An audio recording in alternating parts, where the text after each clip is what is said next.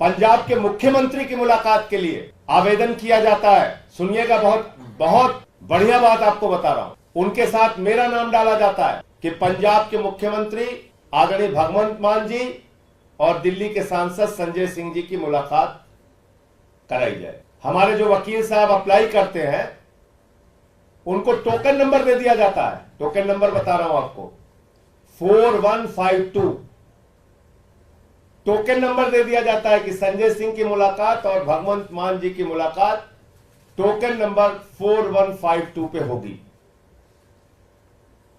यह संभवतः 9 या 10 तारीख को मिल जाता है। वो सारे कागजात अभी आपको दे देता हूं। अचानक मुलाकात के एक दिन पहले रात में मेल आती है और एक मुख्यमंत्री की और एक सांसद की मुलाकात को कैंसिल कर दिया जाता है। और क्या कहा जाता है कि आपके सुरक्षा की दृष्टि से आपकी मुलाकात इतनी शॉर्ट नोटिस पे नहीं कराई जा सकती। यानी कि जब भगवंत मान और संजय सिंह का अप्लाई किया जा रहा था उस समय जेल प्रशासन को और भारत के प्रधानमंत्री को यह पता नहीं था कि भगवंत मान कौन है। एक राज्य का मुख्यमंत्री मुलाकात के लिए अप्लाई कर रहा है। देश की सरकार को नहीं पता, मोदी जी को नहीं पता भगवंत मान कौन है। चलो संजय सिंह कौन है नहीं पता, मान सकते हैं, लेकिन एक भगवंत मान जो एक राज्य के मुख्यमंत्री हैं वो अप्लाई कर रहे हैं। आपको पता ही नहीं कि किसका आपने टोकन नंबर इश्यू कर दिया। भगवंत मान का टोकन नंबर मिला 4152 और शाम को ही उसी दिन कह दिया गया सुरक्षा कारणों से आपकी मुलाकात नहीं कराई जा सकती। यह काम हुआ और हमारी और भगवंत मान की मुलाकात को कैंसिल कर दिया गया। अब तीसरी घटना बताता हूं। 602, 605 के तहत कहा गया कि भाई आप सुरक्षा कारणों से कह रहे हैं, आप ठीक है, आप फेस टू फेस मुलाकात कराइए। एक निर्वाचित मुख्यमंत्री है। तो कहा गया नहीं साहब, पंजाब के मुख्यमंत्री और दिल्ली के मुख्यमंत्री की मुलाकात भी जंगले के आर पार बैठ के ऐसे ही होनी है और किसी भी तरह से आपकी मुलाकात फेस टू फेस फिजिकल मुलाकात नहीं कराई जाएगी। मैं पूछना चाहता हूं तिहाड़ जेल के प्रशासन से, मैं पूछना चाहता हूं भारत के प्रधानमंत्री से, मैं पूछना चाहता हूं देश के गृह मंत्री से, एक उदाहरण बताओ जब से तिहाड़ जेल बनी है, एक नाम बताओ कि किसी निर्वाचित मुख्यमंत्री की मुलाकात किसी निर्वाचित मुख्यमंत्री से ऐसे आपने कराई है। एक नाम बताइए ना आप। मैं जानता हूं कितने लोगों की मुलाकात वहां पे फिजिकल होती है, ऑफिस में बिठा के कराया जाता है। एक नाम बताइए जब से ये तिहाड़ जेल बनी है, एक नाम बताओ प्रधानमंत्री जी, एक नाम बताइए अमित शाह जी। आप अरविंद केजरीवाल जी को अपमानित करना चाहते हैं, आप भगवंत मान जी को अपमानित करना चाहते हैं, आप केजरीवाल का मनोबल तोड़ना चाहते हैं, इस तरीके से उनके परिवार को अपमानित कर रहे हैं, उनसे मिलने के लिए एक मुख्यमंत्री जा रहा है उसको अपमानित कर रहे हैं। बड़े से बड़े अपराधियों की मुलाकात तो आप कराते हैं आराम से बिठा के, और केजरीवाल की मुलाकात जो 3 बार दिल्ली की जनता ने चुना है, मुख्यमंत्री है, पंजाब के मुख्यमंत्री है भगवंत मान, उनकी मुलाकात आप कह रहे हैं कि नहीं जंगले से होगी। और मेरी मुलाकात, मैं दिल्ली का सांसद हूं जो पहले अप्लाई किया 4152 टोकन मिला, मेरी मुलाकात उन्होंने कैंसिल कर दी। अब सिर्फ भगवंत मान की मुलाकात करा रहे हैं, वो भी जैसा मैंने आपको बताया मेरी मुलाकात कैंसिल कर दी। मैं दिल्ली का सांसद हूं, दिल्ली की जेल में दिल्ली के मुख्यमंत्री से मिलने की इजाजत मुझे नहीं है। तमाशा बना रखा है आपने। देश का कानून, देश का नियम, देश का संविधान, इसको आपने रद्दी की टोकरी में डाल दिया प्रधानमंत्री जी। इतना अत्याचार, इतनी तानाशाही, इतना जुर्म, इतना अहंकार। याद रखिएगा, यही जनता जवाब देगी आपको। इतना जुर्म मत करो, यह अच्छी बात नहीं है। पूरे देश ने देखा है, यहां के पत्रकार जानते हैं, इसी जेल के अंदर सुब्रतो राय सहारा जी जब थे तो उनकी मुलाकात इंटरनेट, फोन, ऑफिस की सुविधाओं के साथ, पता नहीं कितनी मुलाकात, बैठ के मीटिंग होती थी, आमने सामने मीटिंग होती थी। चंद्रा ब्रदर्स इसी तिहाड़ जेल के अंदर बाकायदा उनकी मीटिंग होती थी, जिससे मिलना चाहते थे मिल सकते थे, वहां पे अपने कागजात साइन कर सकते थे। आप मुझे बताइए, अरविंद केजरीवाल से इतना डर लगता है आपको?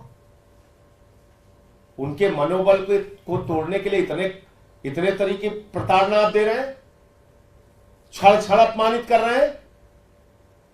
प्रधानमंत्री जी, अच्छे काम नहीं कर रहे हैं आप। आपका ये जुल्म, आपकी ये तानाशाही, आपका ये अत्याचार दिल्ली की 2 करोड़ जनता और देश की जनता देगी। इसीलिए हम कह रहे हैं जेल का जवाब वोट से। और पूरे देश में जो लोग भी सुन रहे होंगे आज, उनको ये तो जरूर याद होगा कि सुब्रतो राय सहारा, उसको फोन, इंटरनेट की सुविधाओं के साथ इसी जेल में तमाम मीटिंगें करने की, आमने सामने बैठ के मीटिंगें करने की, ऑफिस में मीटिंगें करने की इजाजत थी। लेकिन केजरीवाल को, चंद्रा ब्रदर्स को इजाजत थी, लेकिन केजरीवाल को वो इजाजत नहीं है। क्यों नहीं है? क्योंकि आप सोचते हो कि केजरीवाल का मनोबल तोड़ा जाए। लेकिन केजरीवाल, अरविंद केजरीवाल उस शख्स का नाम है जिसने IRS की नौकरी को लात मारकर देश सेवा का संकल्प लिया, जिसने सिद्धांतों की बात आई तो 49 दिन की सरकार से मुख्यमंत्री पद से इस्तीफा देने का काम किया। लेकिन आज लड़ाई लोकतंत्र को बचाने की है, संविधान को बचाने की है।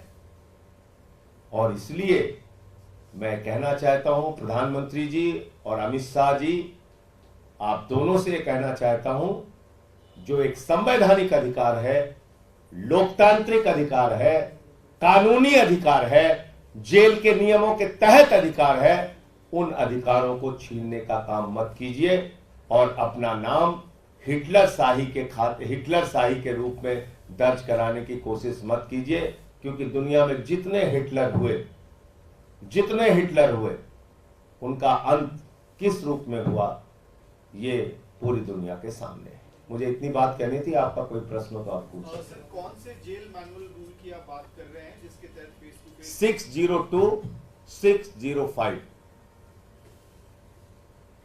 आपको क्या कारण बताएगा कि किस आधार पे आपको अनुमति नहीं मिली? क्योंकि दोनों का नाम तो एक ही साथ याद है, एक ही साथ अनुमति मांगी गई। 4152 टोकन नंबर भी मिला था, फिर कैंसिल कर दिया। कैंसिल करने का कोई कारण नहीं बताया गया। कैंसिल करने का कोई कारण नहीं बताया गया। कैंसिल करने का कोई कारण नहीं बताया गया। सर, इसके अलावा लगातार, और मेरा ये कहना है कि आप चलो मेरा कैंसिल भी कर दिया, एक मुख्यमंत्री की मुलाकात, इतना तो बताइए कि तिहाड़ जेल में कब ऐसी मुलाकात आपने कराई है? एक उदाहरण दीजिए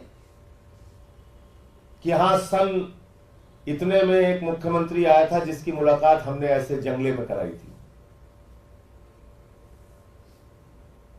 ये तो बताना चाहिए ना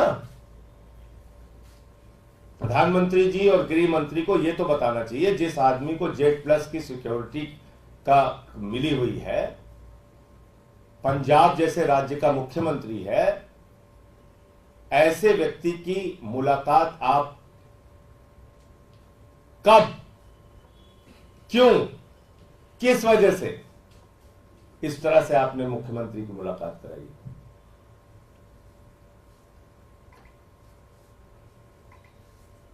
और इतिहास के पन्ने उठा के देख लीजिएगा। यहां मुझे जितना याद है, पंजाब के एक मुख्यमंत्री बादल साहब भी थे, वो भी किसी से मिलने आए थे इसी जेल में, और तब उनकी मुलाकात कैसे हुई थी ये पूछ लीजिएगा इनसे। इतना तो बनता है ना। पंजाब के मुख्यमंत्री बादल साहब, मेरी जो जानकारी है इसको सही कर लीजिएगा आप लोग, पंजाब के मुख्यमंत्री बादल साहब इसी जेल में किसी से मिलने आए थे और उनकी मुलाकात कैसे कराई गई थी ये पता कर लीजिएगा।